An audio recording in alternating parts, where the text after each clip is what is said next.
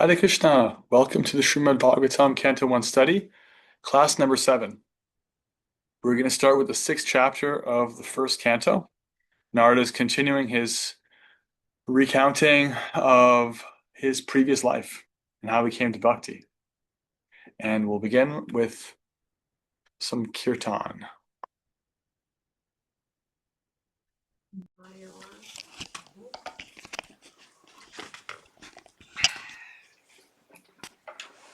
Okay. Haribol, sweet soul, so happy to be back with you after a little hiatus. I'm thrilled to be closing out my birthday with you all. So we'll start with some kirtan, start with our opening prayers, this invocation, this calling out in gratitude, this honoring of all of our teachers for giving us the torchlight of knowledge, removing the darkness of ignorance. Take a deep breath in, fill up. Om Jnananjana Jnananjana Shalakaya Chakshunalatam Yena Tasmai Shri Gurave Namah Jaya Shri Krishna Chaitanya Prabhu Nityananda Shri Advaita Gadadhara Shri Vasari Gaura Bhakta Vrinda Hare Krishna Krishna Krishna Hare Hare Hare Rama Rama Rama Hare Hare.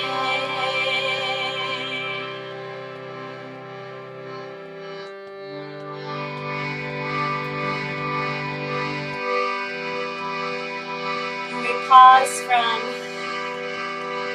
our daily responsibilities, whatever we were doing before this, whatever's to come, to bring our full attention, our awareness, our intention to chanting this sacred mantra, calling out, and for divinity to manifest in our hearts.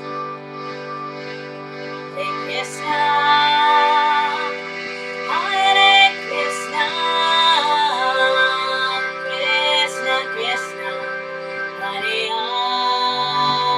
Hare, Hare Rama, Hare Rama, Rama Rama, Hare Hare. Bola bola. Hare Krishna, Hare Krishna, Krishna Krishna, Hare Hare, Hare Rama, Hare Rama, Rama Rama, Hare Hare, Hare Krishna, Hare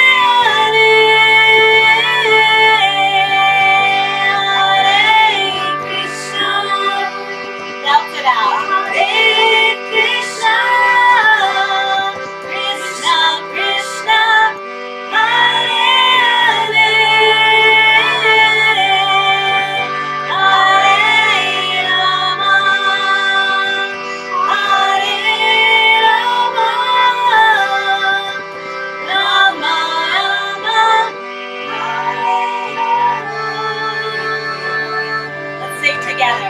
Hare Krishna, Hare Krishna,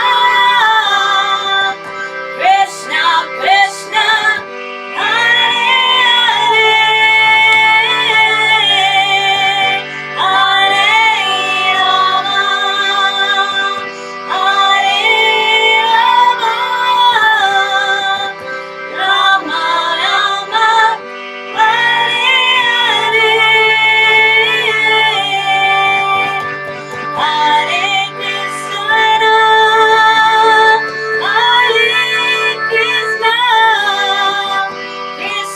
Hare,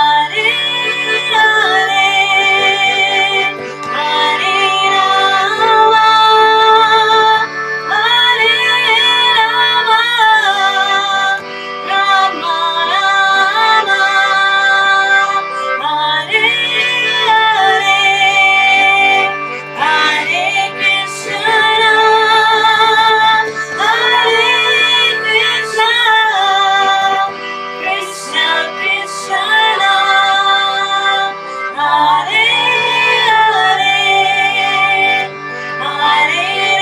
Hare, Hare Rama, Hare Rama, Rama Rama, Hare Hare, Hare Krishna, Hare Krishna, Krishna Krishna, Hare Hare, Hare Rama, Hare Rama, Rama Rama. One more together. Hare Krishna, Hare Krishna, Krishna Krishna, Hare Hare, Hare Rama, Hare Rama, Rama Rama, Hare Hare. Shri Shri Krishna Bhagavan ki, Shri Shri Lord Chaitanya Mahaprabhu ki, Shri Shri Gaura Nitai ki, Harinam Sankirtan ki, Bhakti House Sangha and Beyond ki, Shastra Study Group ki, Hari Hari Bol.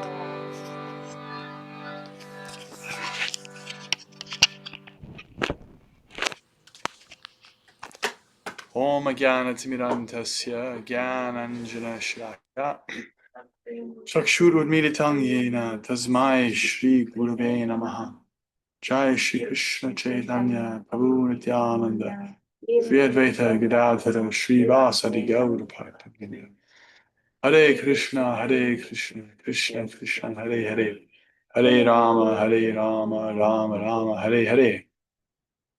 Hare Krishna, great to be back with everybody. Hare Bol.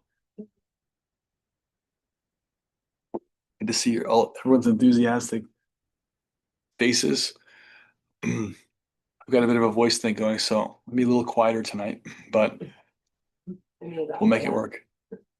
Hare Krishna. So it's beautiful reflections in the chat, and we're going to start with reflections. Amy's volunteered to start us off. Reflections from what we read. We read through the 5th chapter, what we heard from each other. Go ahead, Amy. The text that stood out to me was the last one, text 40. Just him asking to describe the Almighty Lord's activities, which I'm just going to read it. Please therefore describe the Almighty Lord's activities which you have learned by your vast knowledge of the Vedas, for that will satisfy the hankerings of great learned men, and at the same time mitigate the miseries of the masses of common people who are always suffering from material pangs. Indeed, there is no other way to get out of such miseries. And then in the purport, it says that this text is like for the sincere soul who actually wants his own welfare and peace of mind. It's not like for men of different caste and like material beings that are so attached to material that they can't see the spiritual and feel the spiritual side of things. And that just It's just sticking with me. Yeah. And this is after Narada Muni had told so much of his story of how he became attracted. And so that's why he's saying, please therefore describe the Lord's activities, because that's what he experienced, right? He experienced such an upliftment of consciousness because some visiting devotees engaged him in the process of hearing and chanting about Krishna's activities and his personhood, um, the personality of Godhead. And he said that'll mitigate the masses of the miseries of the masses of common people who are always suffering those kinds of sufferings. And in fact, there's no other way to get out. So, because as you recall, the chapter began with Vyasadeva feeling incomplete and not knowing why. And Narada Muni is now, I mean, he started by saying you should be more direct, talk about Krishna more directly, but here's the evidence. The whole chapter is like, well, here's why. And it's like personal testimony. It's like, this is what my life was like, and this is how it changed me. And here's all the philosophy behind it, practically applied in one little boy's life. Therefore, get it out there, broadcast it. Yeah, so it's kind of logic. Beautiful. Yeah. Just adding on to what Amy said, because I really resonated with text 19, and where it says, because a person who has once relished the taste of the lotus feet of the Lord can do nothing but remember that ecstasy again and again. And I feel like that just helps tie into these miseries and these things in the world today. And when you have a piece of this and you hear these texts and chanting, it just alleviates so much for me. Yeah. Yeah, and that verse really talks about how if one has experienced it even one time, then it kind of haunts you And in a beautiful someone, way. I don't know if it was Eileen or someone said, like, you can't look away.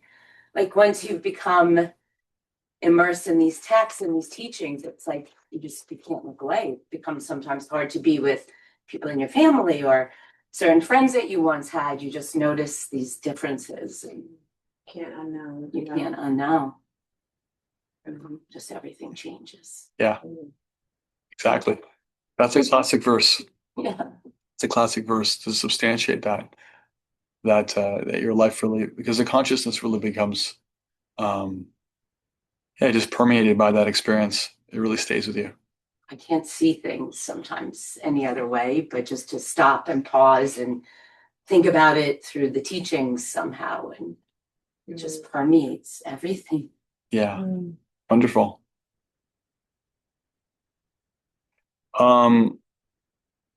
Any reflections from our online crew? What did you read? What did you hear? What stuck with you? What did you find interesting? Tracy and Tanya are here too.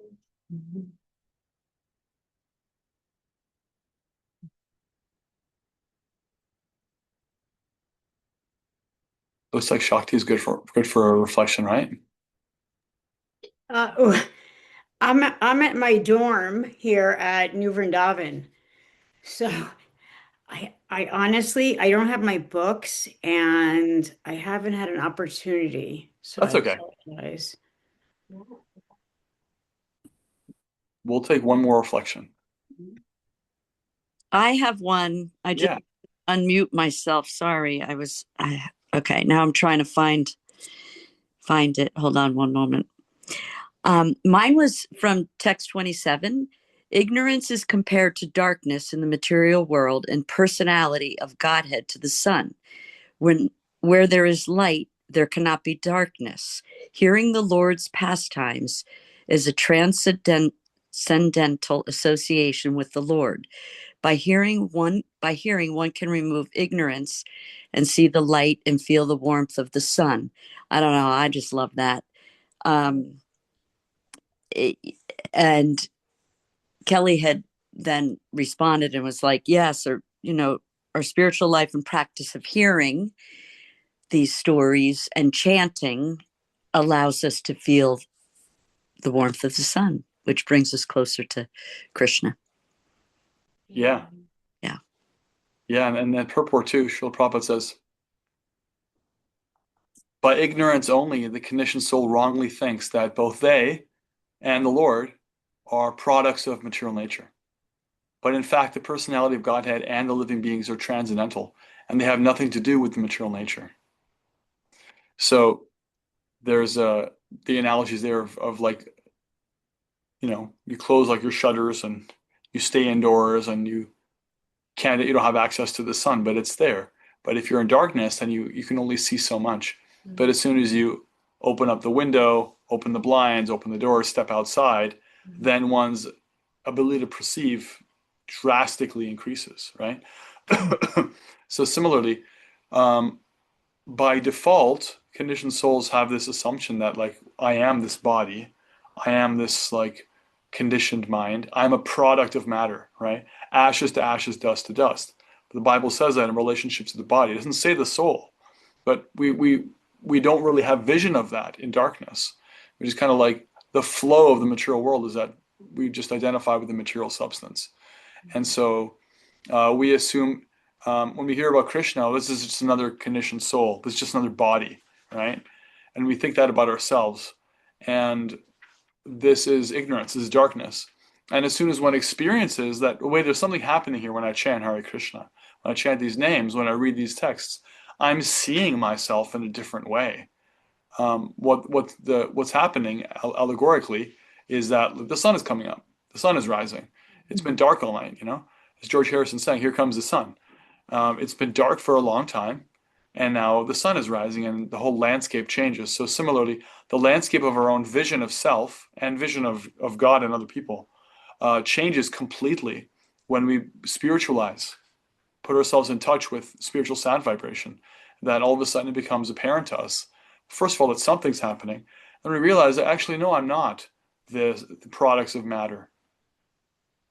And that that idea holds about as much value or like realness as, like when you're in the dark, you might think like there's something there, or like what's under the bed. And as soon as you turn the light on, it's like, oh yeah, it's my bedroom. We're good, right? It's like all those illusions are gone.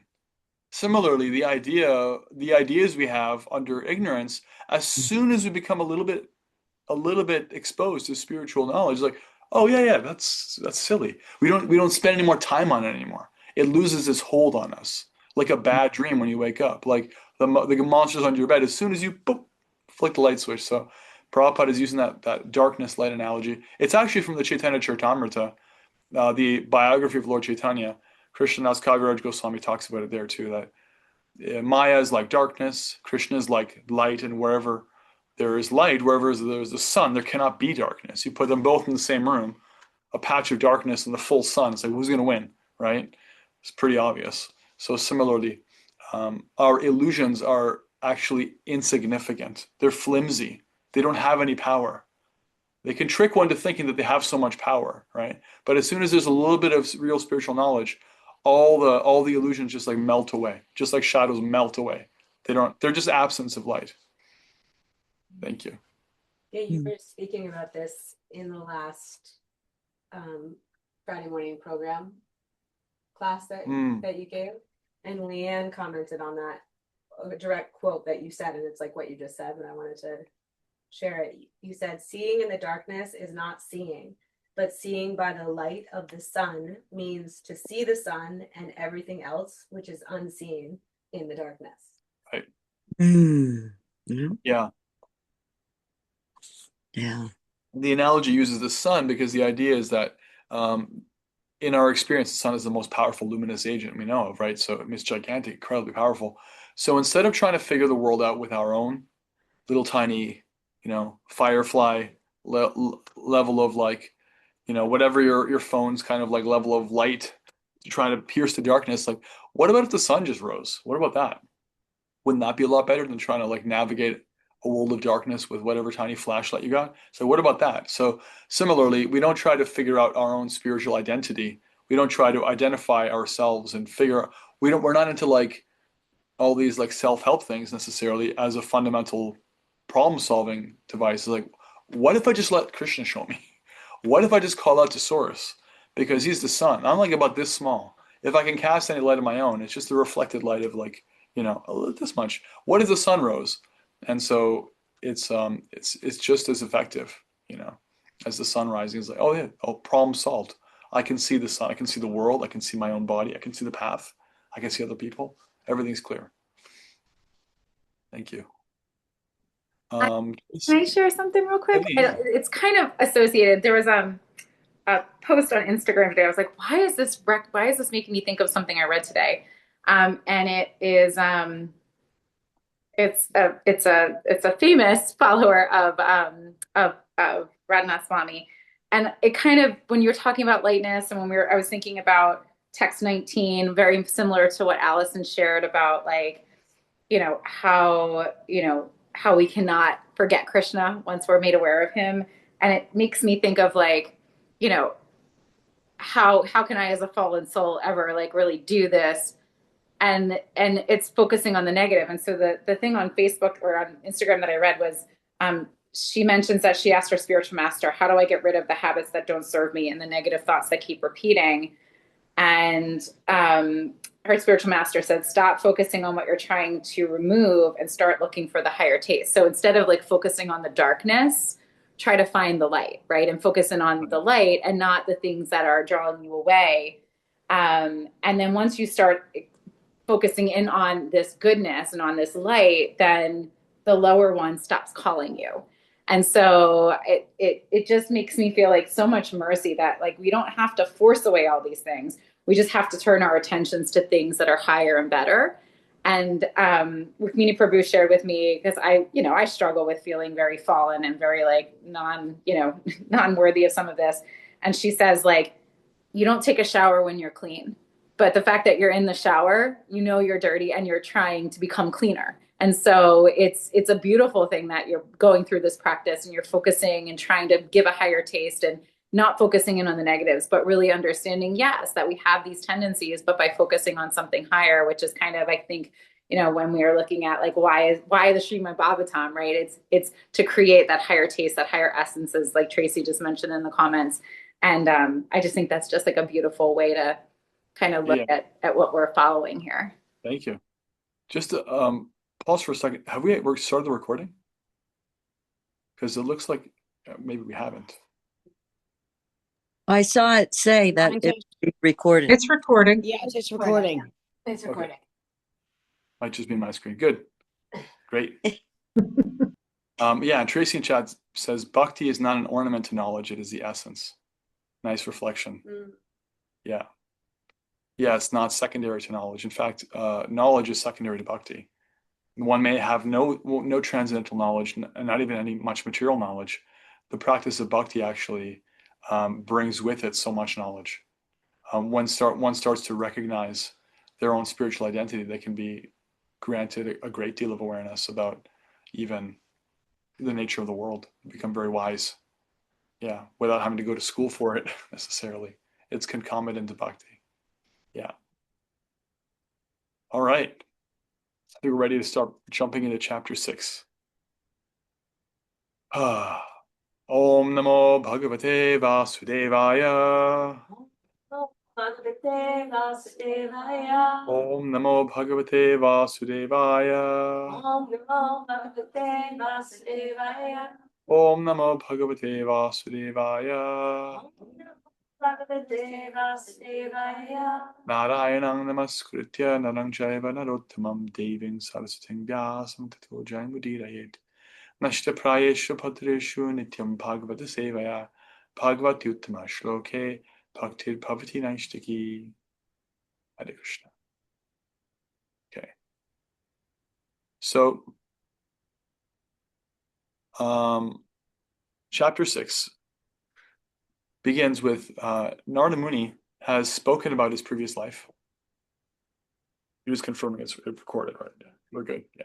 So Narada Muni has spoken about his previous life to a point. He heard from these devotees, and they really gave him the opportunity to hear and chant about the personality of Godhead, and he made so much progress from that. And Vyasadeva is sitting here. He's a disciple. It's actually an amazing thing when your teacher starts telling you about, like, well, this is how I came to be who I am. It's actually really eye-opening. If you listen to recordings of Srila Prabhupada talking about what it was like for him when he was a young man, He had no devotional practice, no spiritual activities, apparently.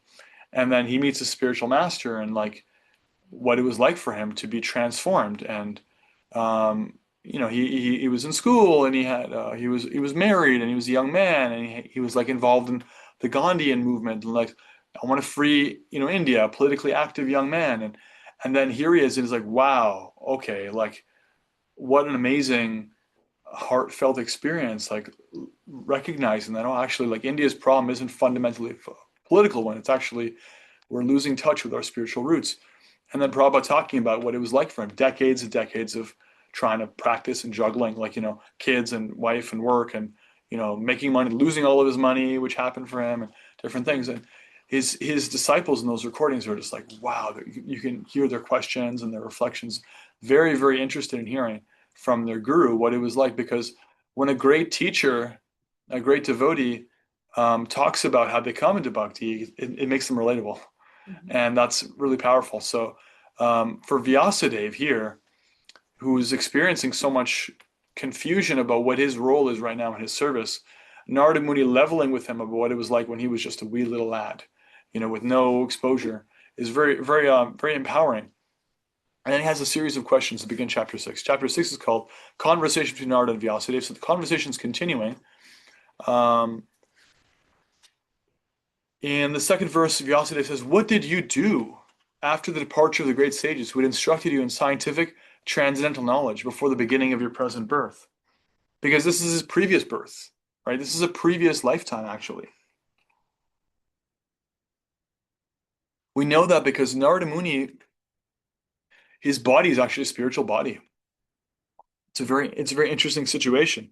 He's described in the third chapter of this canto as being like an incarnation. He's a kind of incarnation. He's not actually God. He's a devotee. He's a living entity, but he's a specially empowered incarnation to deliver bhakti.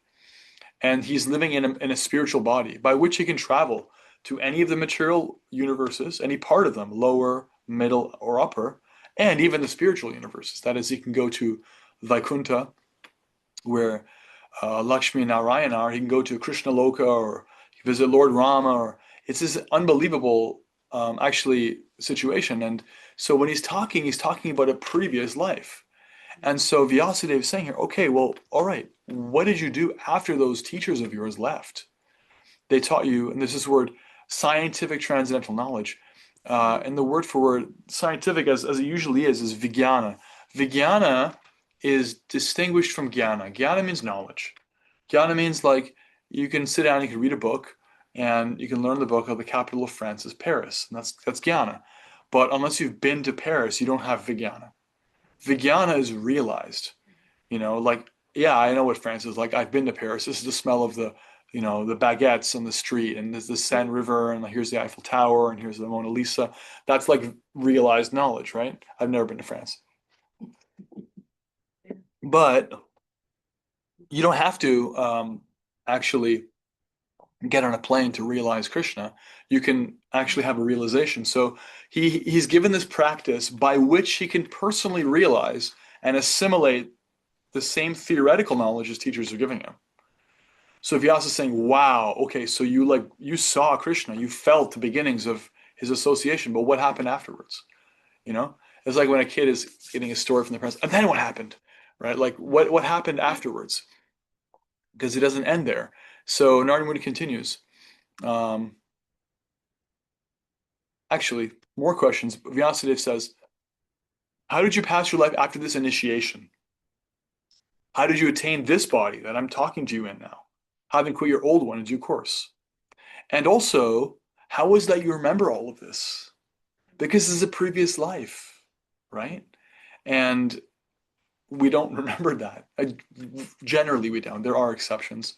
There's a nice book by Chaitanya Charan that summarizes the existing research on past life memories. And there is a significant amount of research by that University of Virginia, Dr. Ian Stevenson, and now his whoever took over after he left his body. They compiled a variety of research from different cultures, different people who remembered. They always forget by the age of 4 or 5, 3, 4 or 5, whatever they remembered from their previous lives, which was even verifiable. They could see they remember things that they could verify certain details that couldn't be known otherwise. But by 3 or 4, they would forget because the present life has to assert itself. You have choices to make. You have a certain identity. You have one set of parents, not a series of parents. It would be very confusing otherwise. So Vyasa is saying, well, how do you even know this? How does this even occur to you? So Narada Muni is continuing. Okay, verse 5. The great sages who had imparted scientific knowledge of transcendence to me departed for other places, and I had to pass my life in this way. Right? So it's not that he had the association of his teachers in the flesh forever. They were there for I think it's described the Chaturmasya, the rainy months, the rainy season. It was like 3-4 months. And the purport here, Prabhupada says, there was a tangible change in Narada's life, although he was only a boy of 5 years. That is an important symptom visible after initiation by the bona fide spiritual master. Actual association of devotees brings about a quick change in life for spiritual realization. Then Narada starts talking about his mother, because he was an only child, I believe, as far as we hear, and his mother was a single mother. And so this is the totality of his day-to-day life, right? He says, I was the only son of my mother, who was not only a simple woman, but a maidservant as well. Since I was her only offspring, she had no other alternative for protection. She bound me with the tie of affection. Completely natural, right? Mother or child, like completely natural. What would it be with other parents? And so he needed her. She needed him too. She wanted to look after my maintenance properly, but because she was not independent, she was not able to do anything for me. The world is under the full control of the Supreme Lord. Therefore, everyone is like a wooden doll in the hands of a puppet master. In the absolute perspective, she was not independent, right? She couldn't control everything. When I was a mere child of 5 years, I lived in a Brahmana school. I was dependent on my mother's affection and had no experience of different lands. Once upon a time, my poor mother, when going out one night to milk a cow, was bitten on the leg by a serpent, influenced by supreme time. There is no antivenom available. There is no chopper can come and take her to the hospital. She dies. And so Prabhupada's purport is very short, very, very to the point.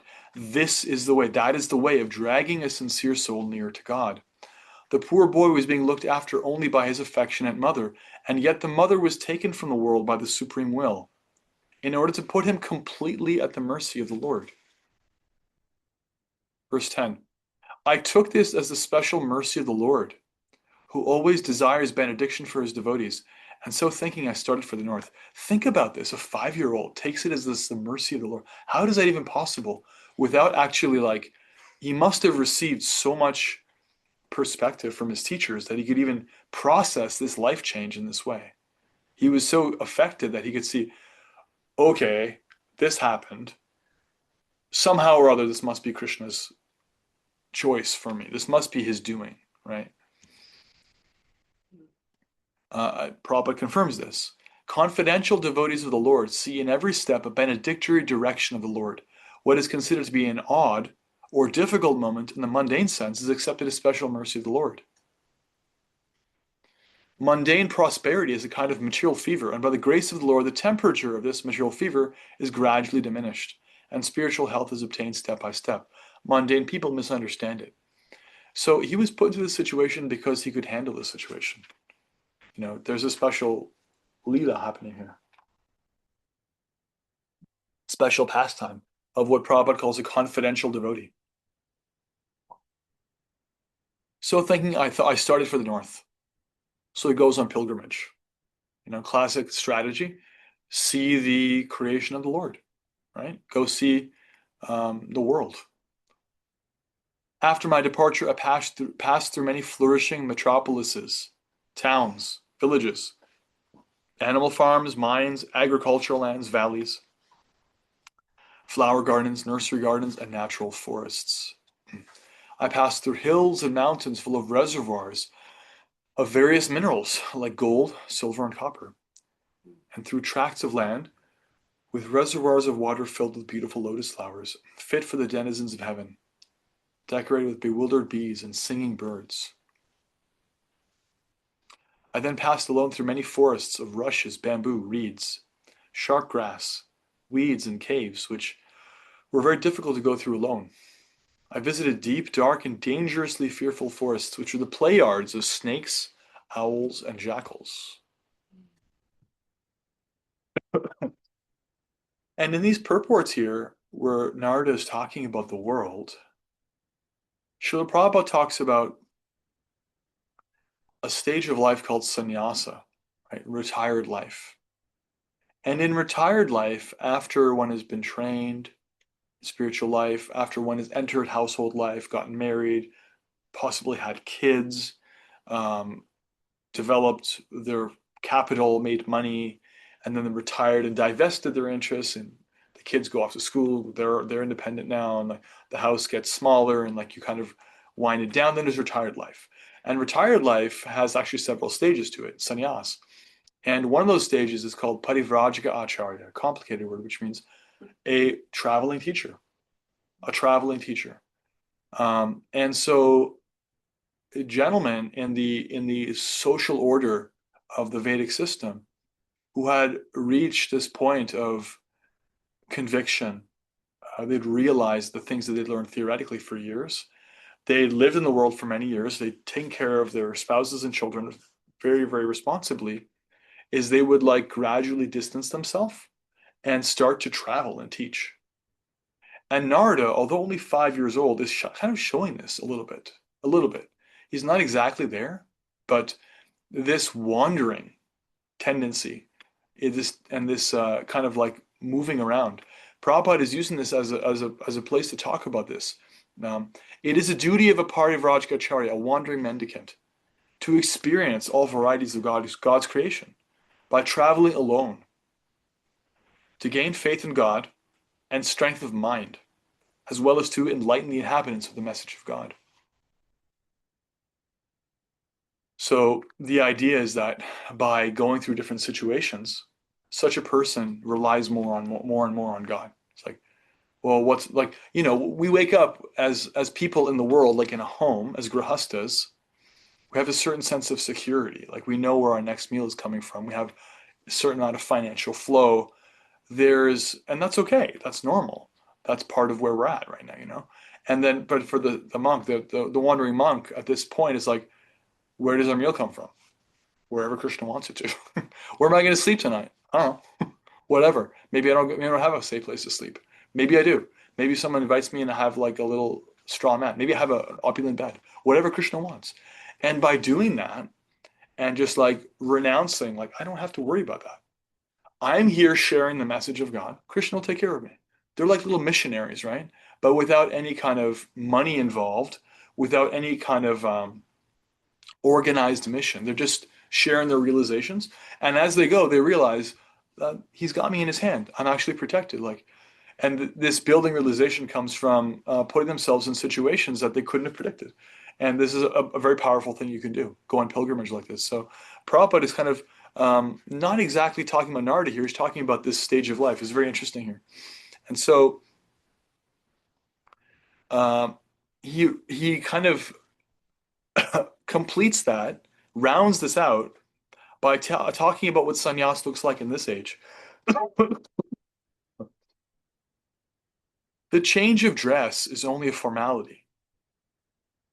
Lord Chaitanya did not accept the name of a sannyasi. And in this age of Kali, the so-called sannyasis should not change their former names, following the footsteps of Lord Chaitanya. In this age, devotional service of hearing and repeating the holy glories of the Lord is strongly recommended. And one who takes a vow of renunciation of family life need not imitate the parivrajaka, the wandering mendicant, like Narada or Lord Chaitanya. Lord Chaitanya did like this too. He traveled throughout South India. But one need not imitate this, but may sit down at some holy place and devote their whole time and energy to hear and repeatedly chant the holy scriptures left by the great acharyas. So that can be in a temple. That can be in India. That can be outside of India.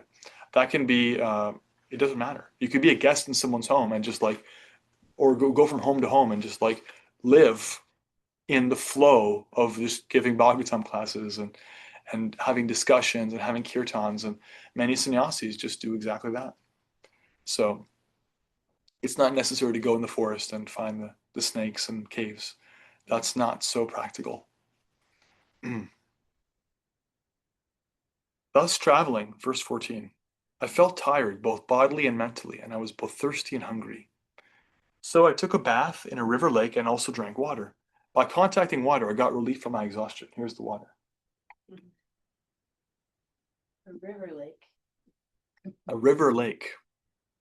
It's where the river meets the lake. After that, under the shadow of a banyan tree in an uninhabited forest, I began to meditate upon the supersoul situated within, using my intelligence as I had learned from liberated souls. Right? So what does that mean? From the purport, one should not meditate according to one's own personal whims. One should know perfectly well from the authoritative sources of scripture, through the transparent medium of bona fide spiritual master, and by proper use of one's trained intelligence for meditating upon the supersoul dwelling within every living being. So Narada's meditation wasn't a speculation. It wasn't guesswork. He had heard scripture. He had heard it from the devotees. The devotees gave the scripture, which gives a general instruction, and they had helped him to personally apply it in his own life. And so now he's putting it into practice. Not necessarily for the first time, like he was given this knowledge, and so he's putting it into practice. In other words, he has a practice, right? And that practice is not invented. It's been given to him, right? Anyone ever heard this word, bequeathment? It's an interesting word, bequeathment. And we'll look up the etymology here. The personal estate left, or a personal estate or one's body left to a person or other beneficiary by will, right? Bequeathment.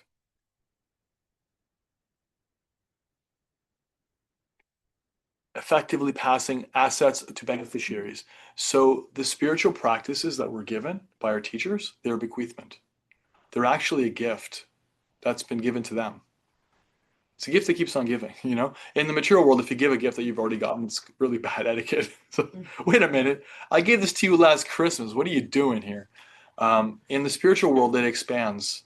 The same gift multiplies.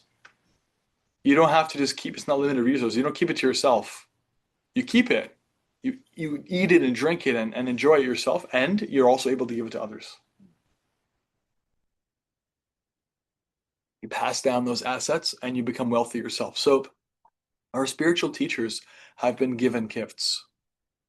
They've honored those gifts, and they're regularly tasting the fruit of it, and they're giving them again to others, including us. And so we're meant to take it. And that's what Narada is doing. He's receiving the gift that his spiritual teachers have given him. And in this particular circumstance of his life, okay, mother just died. Nobody in the world to take care of him. Only Krishna. He's traveling, but what does he have? He has his mantra. He has his practice. He has his point of view, right? And that's incredible wealth. That's incredible facility, right? You can build a house. You can have it knocked down. You can make money. You can lose money. You can have health. You can lose health. Like all these things are valuable, but actually spiritual realization is another kind of thing entirely. It doesn't exist in the same world. You can't take it away. You can't lose it because the government can wake up. You can wake up one day, the government says, you know what? We're taking your property and there's nothing you can do about it. And what are you going to do? Nothing. Nothing. Yeah, I'm taking your health away. The time can take it, you know? What are you going to do? Oh yeah, I can't bend over without my knees popping now. It's like, that's life, right? But nothing can take away spiritual realization. It's right there in the heart. So here's Narada, 5 years old, and he's like, okay, well, I got my mantra, I got my practices, I've got this thing, I'm going to do this. So he finds a nice banyan tree and he starts chanting.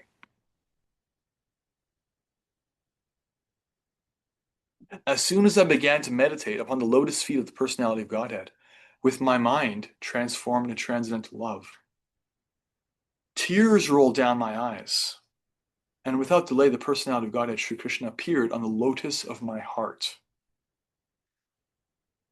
O Vyasadeva, at that time, being exceedingly overpowered by feelings of happiness, every part of my body became separately enlivened. Being absorbed in an ocean of ecstasy, I could not see both myself and the Lord.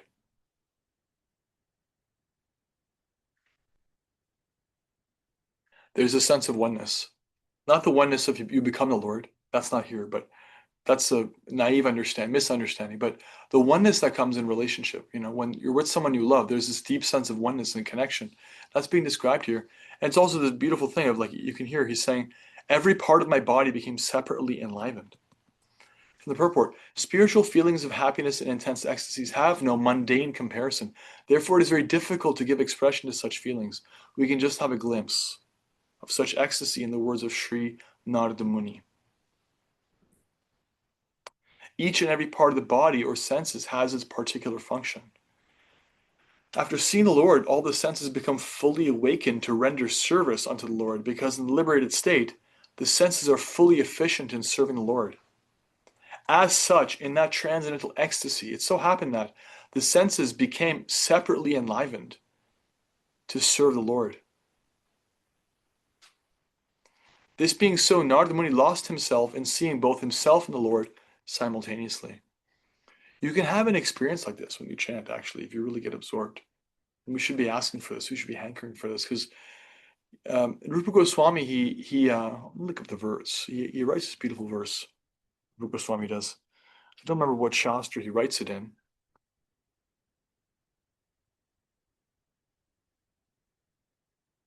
It's about the experience he has chanting Hare Krishna.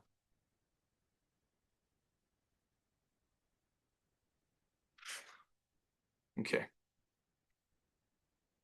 It's nice to hear this from advanced devotees, because you can hear what's possible. It's quoted in the Chaitanya Charitamrita, Antya Lila, chapter 1, verse 99. And Rupa Goswami says, I do not know how much nectar the two syllables Krishna have produced. Krishna, let's say Krishna. Krishna, the two syllables. I do not know how much nectar these two syllables have produced. When the holy name of Krishna is chanted, it appears to dance within the mouth. We then desire many, many mouths.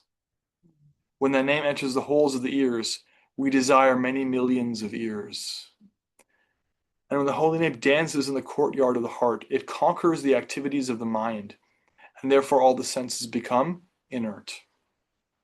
It's actually from one of his plays, the Vidagdha Madhava.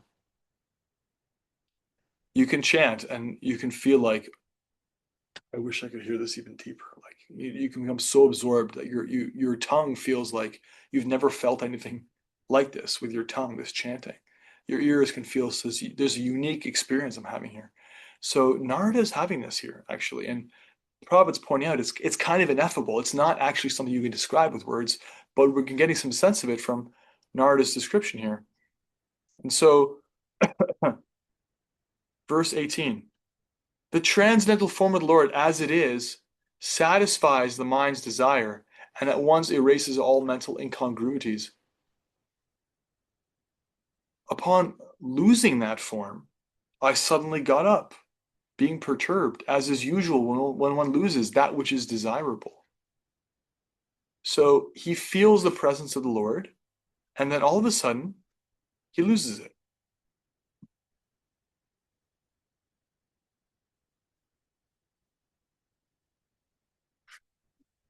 Narada Muni got a glimpse of this, but having not seen it again, he became perturbed and stood up all of a sudden to search it out.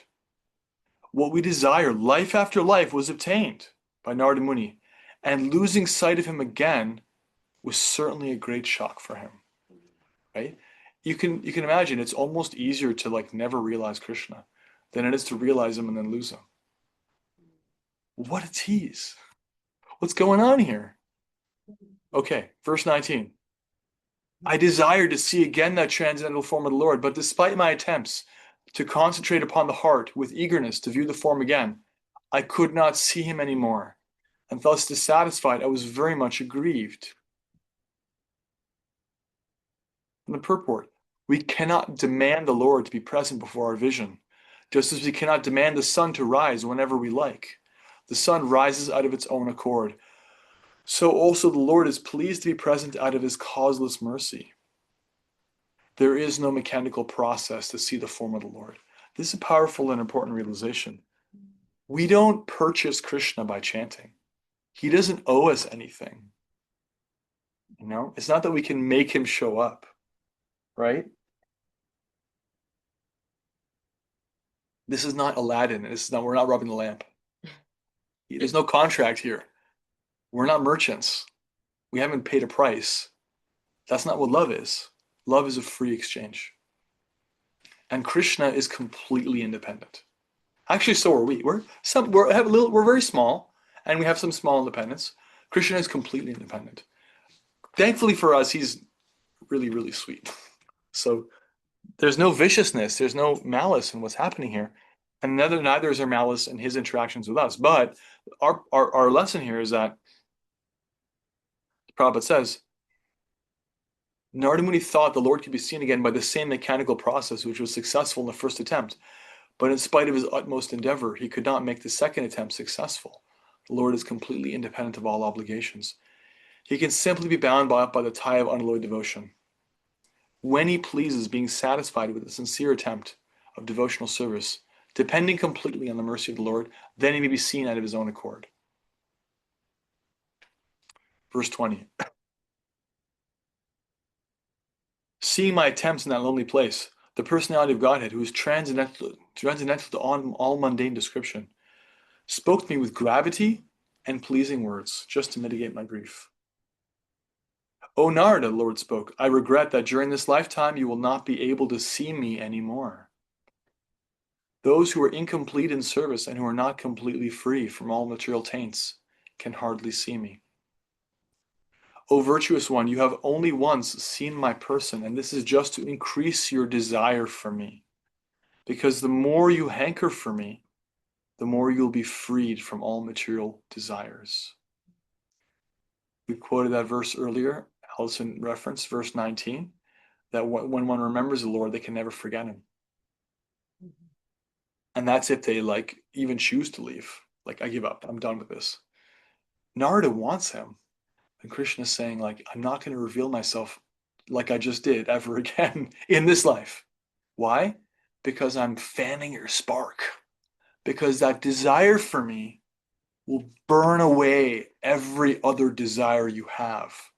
And all those other things are insignificant. This is what you really want. And I know it's what you really want, so I'm helping you. I'm going to make you miss me a little bit, right? There's actually a divine logic here. It's not malice. It's actually incredibly, it's grace. It's grace. The Lord goes on.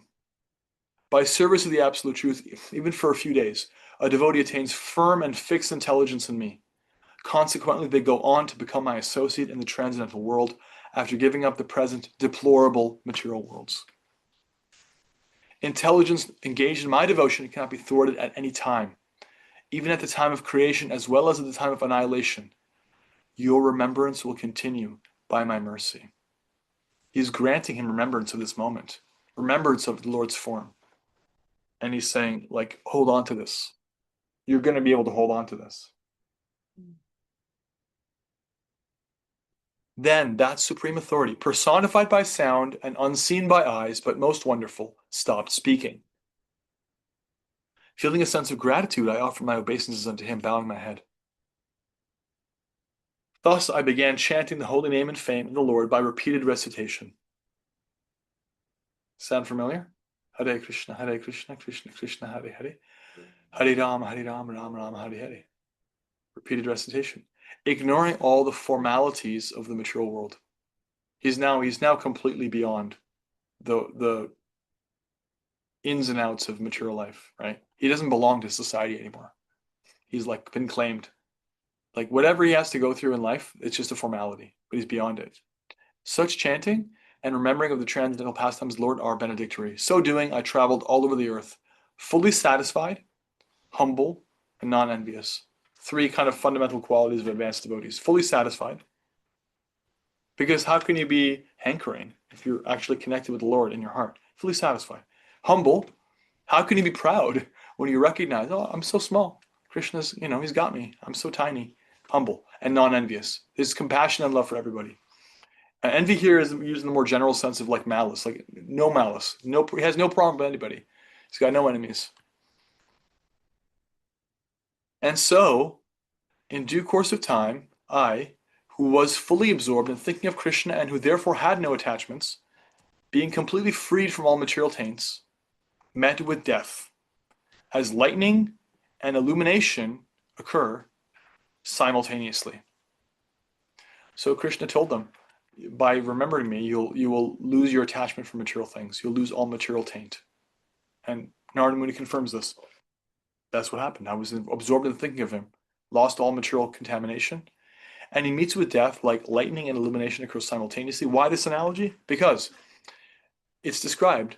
Let's see what Prabhupada talks about it here. I'm sure he does. Yes.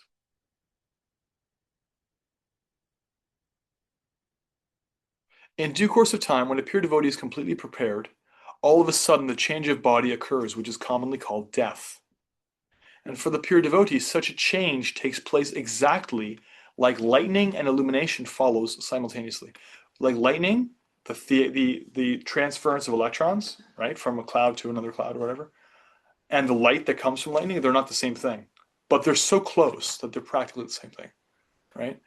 So that's the analogy here. That is to say, Prabhupada says, that is to say, a devotee simultaneously changes their material body and develops a spiritual body by the will of the Supreme.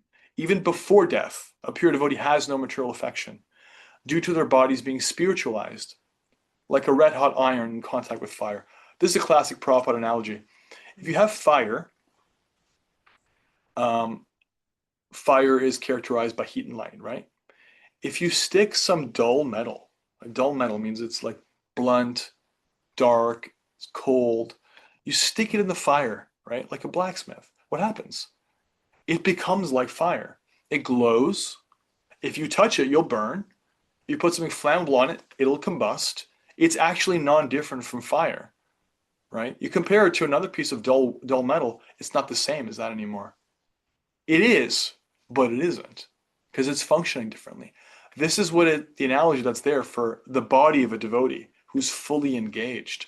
It's like it's a body. There's oxygen, there's water, there's urine and blood and all these things. All this stuff is there.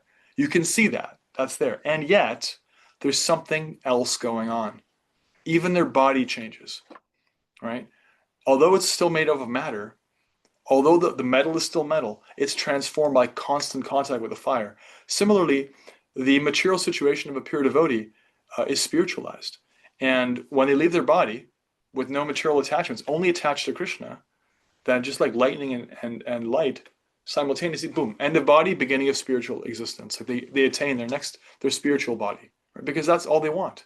There's no need for them to come back and play out any karma. There's no purpose of like, well, I really want to know what it's like to taste, what if I mix this kind of jam and that kind of peanut butter? It's like all that stuff is like, I'm done with that, I just want Krishna. So that's what is being discussed here, is that like a red hot iron, they're not like iron anymore. It's actually like fire. So the body of the pure devotee is like preparation for their spiritual body. So Narada Muni achieved a spiritual form. That boy grew up, lived, died, and now he has got a spiritual form. And what is that like? What does it look like? Okay. Having been awarded a transcendental body befitting an associate of the personality of Godhead, I quit the body made of 5 material elements, and thus all acquired fruitive results of work, karma, stopped. At the end of the millennium, when the personality of Godhead, Lord Narayana, lay down within the water of devastation, Brahma began to enter into him along with all creative elements, and I also entered through his breathing. So there's periodic, in the universe, it's described throughout Bhagavatam, there's periodic manifestation of the cosmos and then unmanifestation. In fact, the most up-to-date modern theories on the universe are kind of like approaching this, where there's the idea of a cyclical universe, cyclical time. The universe begins, it expands, it'll have an end, it ends, and it starts up again. And the Bhagavatam talks about this. So at one point, at one of these ending points, the material manifestation and all things within it are taken back into the body of the Lord. And Narada went with that. After 4.3 billion solar years, verse 30, when Brahma awoke again to create again by the will of the Lord, all the sages, the rishis like Marichi, Angira, Atri, and so on were created from the transcendental body of the Lord, and I also appeared along with them. Since then, by the grace of the Almighty Vishnu, I travel everywhere without restriction, both in the transcendental world and in the three divisions of the material world. This is because I'm fixed in unbroken devotional service to the Lord. And the purport has a nice description of some of the material planets and some of the spiritual planets. And thus I travel, constantly singing the transcendental message of the glories of the Lord, vibrating this instrument called a veena, which is charged with transcendental sound, and which was given to me by Lord Krishna. Can I have that Bhagavatam? Mm-hmm. Look up some art. Thanks. Pretty sure we have some depictions of Narada Muni here. Here we go.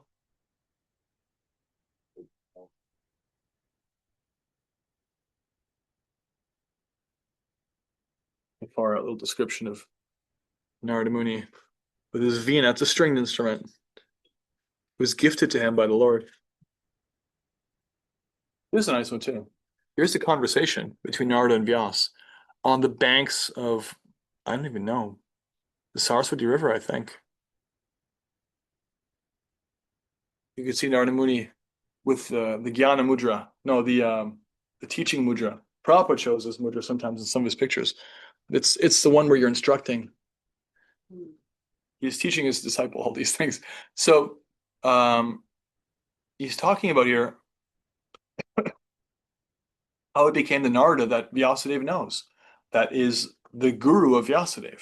How he became this empowered entity with a spiritual body. It's the backstory.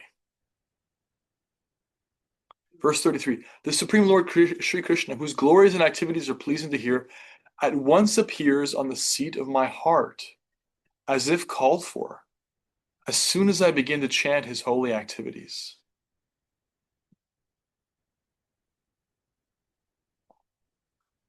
From the purport, as soon as the pure devotee engages himself in the pure devotional service of hearing, chanting, and remembering the name, fame, and activities of the Lord, at once he, the Lord, becomes visible to the transcendental eyes of a pure devotee by reflecting himself on the mirror of the heart by spiritual television. Mm-hmm.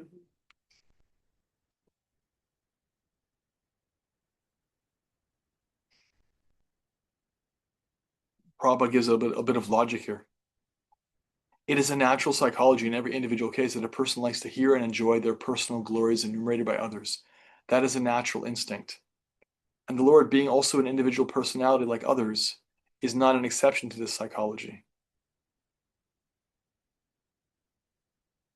Since he is absolute, he can appear himself in the picture of his glorification, two things being identical. Sri Narada chants the glorification of the Lord not for his personal benefit, but because the glorifications are identical with the Lord. Narada Muni penetrates into the presence of the Lord by the transcendental chanting. He's a pure devotee. His chanting is perfect. He summons the Lord in his heart by his chanting, always. And he gifts others this presence. He gives them kirtan. He gives the kirtan of the Lord's names and pastimes everywhere he goes. We're going to see Narada Muni over and over again in Bhagavatam. He's the guru of Dhruva Maharaj. He's the guru of Prahlad Maharaj. He's the guru of so many different demigods. He's an instigator. He's an instigator of pastimes because he's always aware of that Krishna's pastimes are going on. He's like so dear to the Lord. He often plays like this right-hand man, role. And everywhere he goes, whether in the material world or spiritual world, he is seeing him is not different from seeing Krishna, because he's so in communion with Krishna. So almost finished the chapter. Verse 34.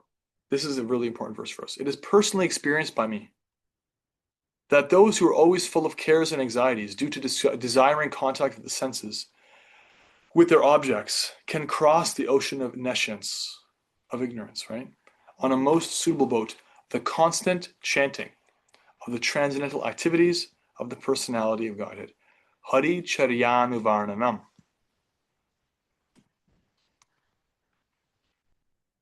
From the purport, the symptom of a living being is that they cannot remain silent even for some time. They must be doing something, thinking of something, or talking about something. Prabhupada talks in the purport about how talking, thinking, and hearing about material things doesn't give any satisfaction. Prabhupada says, on the contrary, they become full with cares and anxieties. That which cannot give them satisfaction is accepted as an object for satisfaction.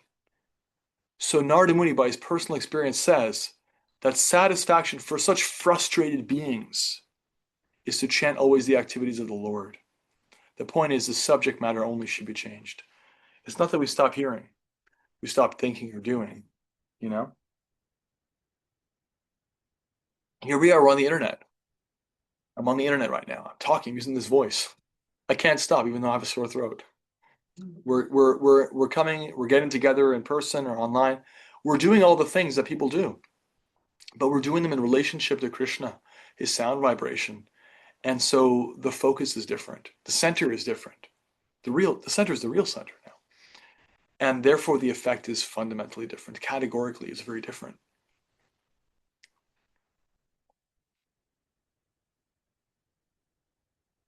Instead of relishing activities of the cinema artists, one can turn their attention to the activities of the Lord with his eternal associates, like the gopis and Lakshmis.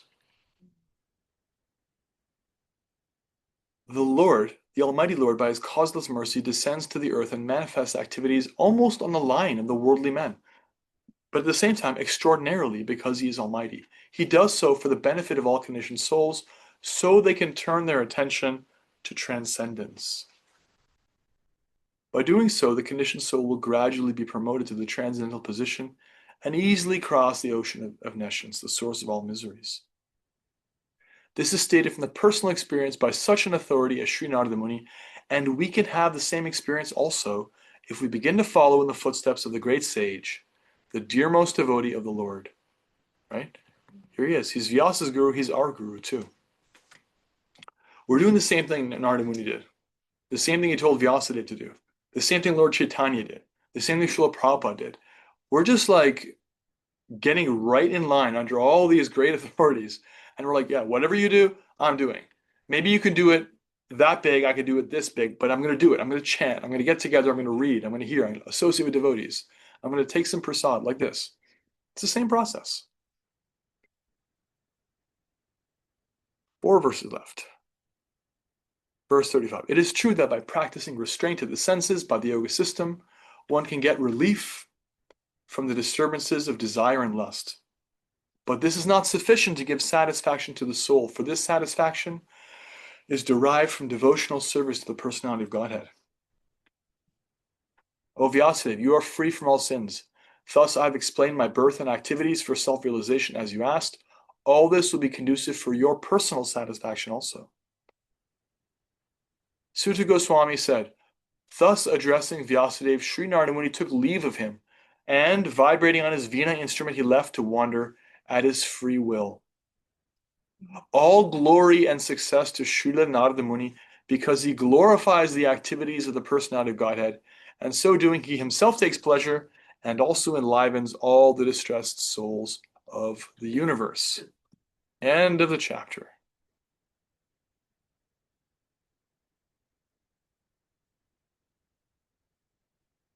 From the purport, Sri Narada Muni, in order to enlighten the miserable inhabitants, wanders everywhere. His mission is to get them back home, back to Godhead. Hare Krishna. What a beautiful chapter.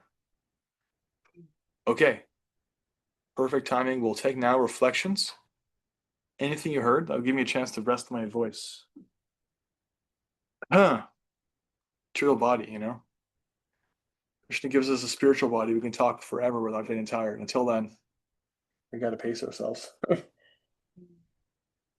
So I'm passing the baton to you. You guys could say something back. What'd you hear? This won't be too profound, but it's like, again, the cosmic 2x4 hitting us over and over and over and over again. Like, so as early as in the first chapter of the Srimad Bhagavatam, we're talking about chanting, you know, Mahaprabhu talked about chanting, Srila Prabhupada talked about chanting. So like through the parampara, like this has been eternal. This is not something that like evolved at one point in time. Like it's been there since the very beginning. Yeah.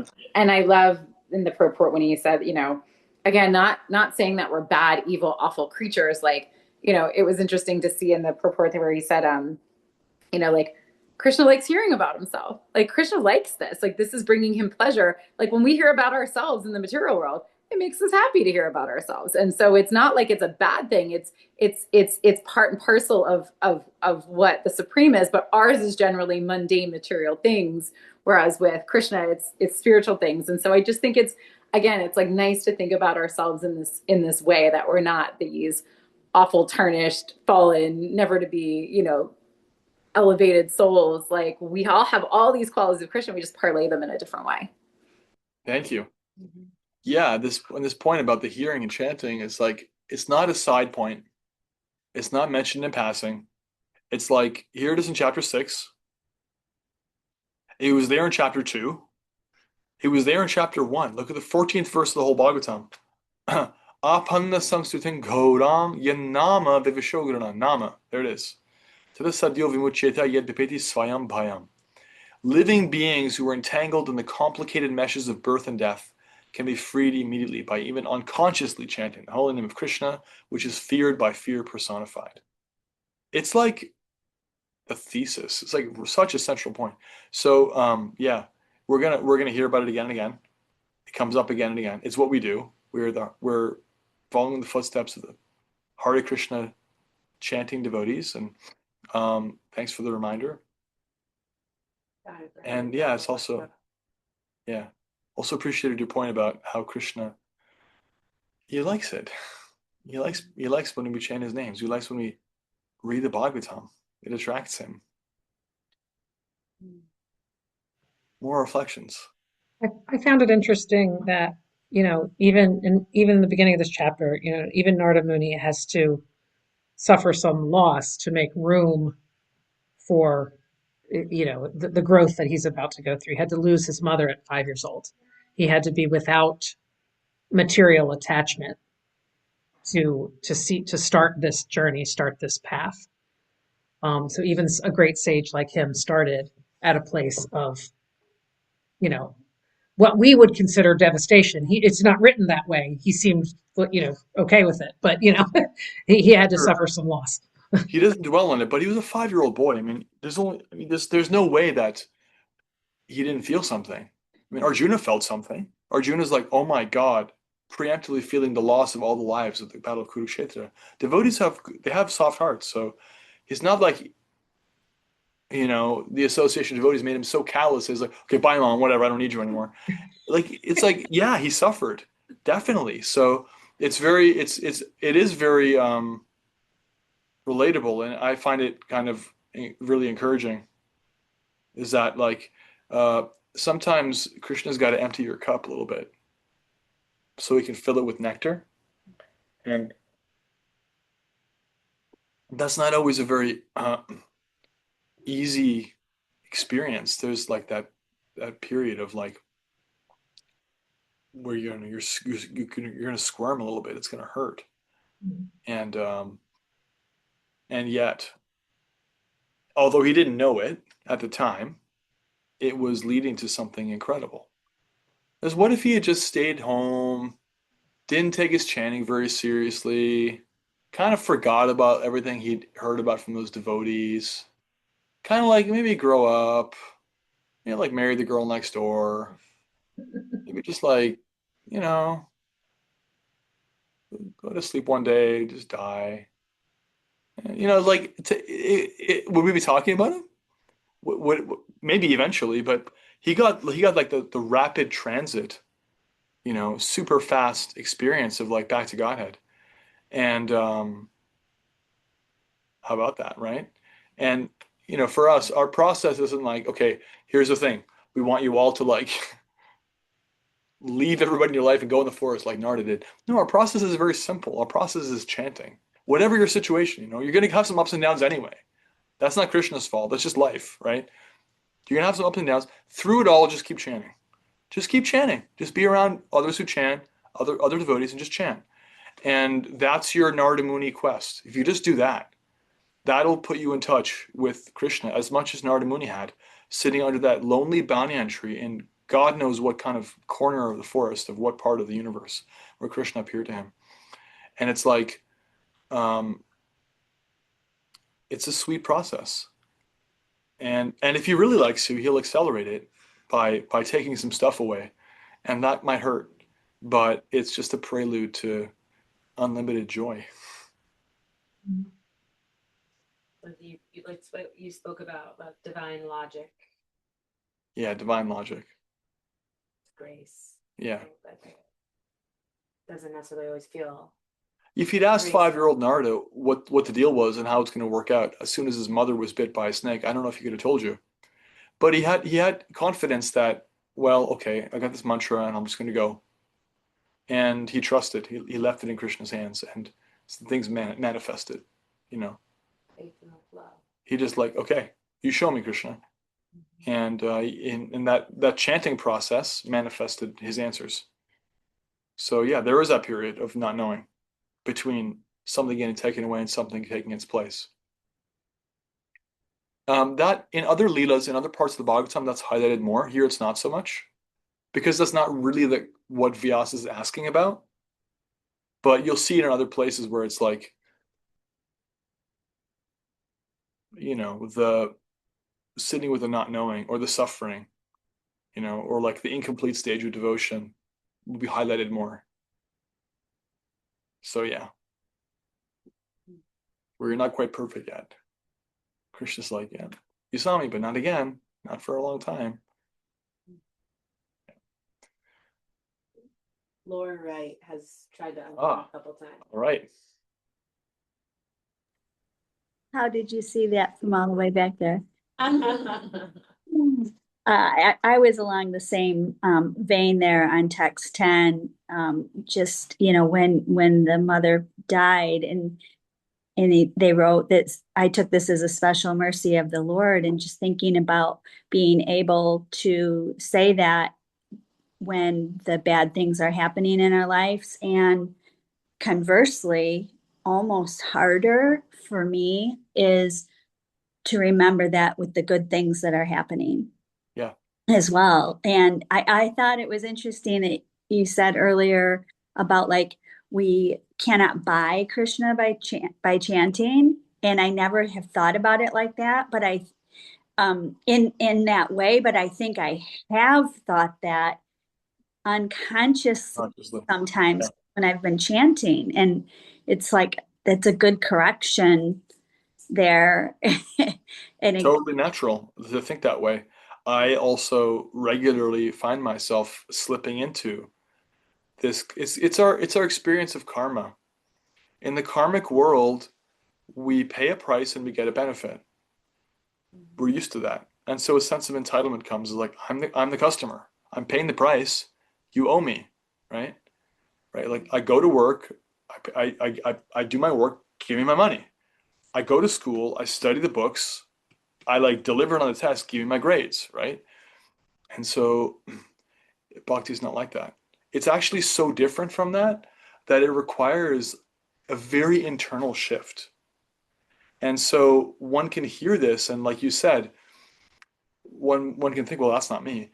But actually, when we sit with it, we may realize that actually on the internal level, there is that, oh, by default, I actually am operating that way, and I have been around everything. And so the shift has to happen in a very subtle way internally. And when it does, and it's not like a one-time thing. You just kind of keep coming back to it, reminding ourselves like, I'm here to serve. I'm here to like try to serve Krishna, and he can reveal himself however he wants, whenever he wants, through any medium. There's that surrender. And that feeling of doing that is the point. Because when we rely on Krishna, we're not relying on ourselves as independent agents. And that's the thing that we're not used to, right? We're used to like, I'm relying on myself. I did the thing, give me the thing. I'm the doer here. Bhakti is different because it's like, I love you, Krishna. I'm not going to stop loving you. I don't care if you give me your beautiful face. I'm not going to stop even if you never do, right? And that attitude is so attractive to him that he gives himself to such a person because that's unconditional love. And what's tastier than that? Nothing. And Krishna is the supreme knower of tastes. So if someone is so dedicated to him that they won't stop, then he belongs to that person, right? So he's refining our love and churning it to get us to that place. So when we find that like, oh, wow, well, man, I got some conditions on my love and my service, and like I'm holding on, this is a great benefit because it's like Krishna's mercy to help refine. We actually have these hearts of like pure gold. And all we're doing is just getting all the little alloys, like the base metals out of there and all this junk out of there. All this like condition and like tit for tat and what have you done for me lately and greed and selfishness and so all that stuff is just junk. And when that's all gone, then there's this pure essence of just the most attractive thing, pure loving service. It's so attractive, it attracts even God. And so on the journey to that, Krishna gives us these little nudges, you know, through these verses, through association, through internal realization. Our gurus may say things where we realize like we can shift, and we're actually being invited to shift how we serve, the mentality with which we serve. And that makes all the difference because it's like, actually, technically, in a way, and I'm not just saying this, there are verses that corroborate this. In a way, devotee who's a pure devotee is even more powerful than God themselves. Why? Because they possess love that is so pure that God himself makes himself a servant of that person, right? The relationship is so reciprocal that that person is on the same level as God, right? That doesn't mean that all of a sudden they're like, now, aha, here I am. I'm now the owner and controller. Okay, immediately disqualified. Immediately disqualified. Because the whole point is like, they don't want anything but Krishna's happiness, right? And that mentality means that Krishna says, I belong to you. I give myself to you. So actually, just like, even from a self-serving point of view, the most empowering thing you can do is become a pure devotee. Actually, you should give everything else away, all of your other desires away, and just become a pure devotee with no other motive in the world. That's the most empowering activity you can have, because then you will have God in your pocket. It's really kind of an amazing thing. Hare Krishna. We got 2 minutes. Did Laura finish her thought? Did she finish with that? I don't know. Where's she gone now? I think she finished her thought. We can take one more reflection if we have one. I'll say in the meantime, if we find another reflection, please leave your reflections in chat. Anything you heard in the 6th chapter from the talk, from the verses, the commentaries, purports from each other. We followed the reflections in India. We loved it. We missed having this weekly. We're so glad to be back. We'll pick up with chapter 7 next week. Any last reflections or questions before we end?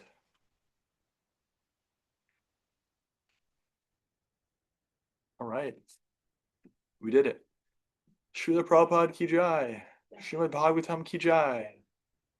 Hare Krishna, Krishna Krishna, Hare Hare. Hare Rama, Rama Rama, Hare Hare. Hare Bol. All right. Have a great week, everybody. See you soon. See you on WhatsApp. Thanks to our online contingent also. Hare Bol. They will. Good night, everybody. Good night. Happy birthday again. Love you. Happy birthday.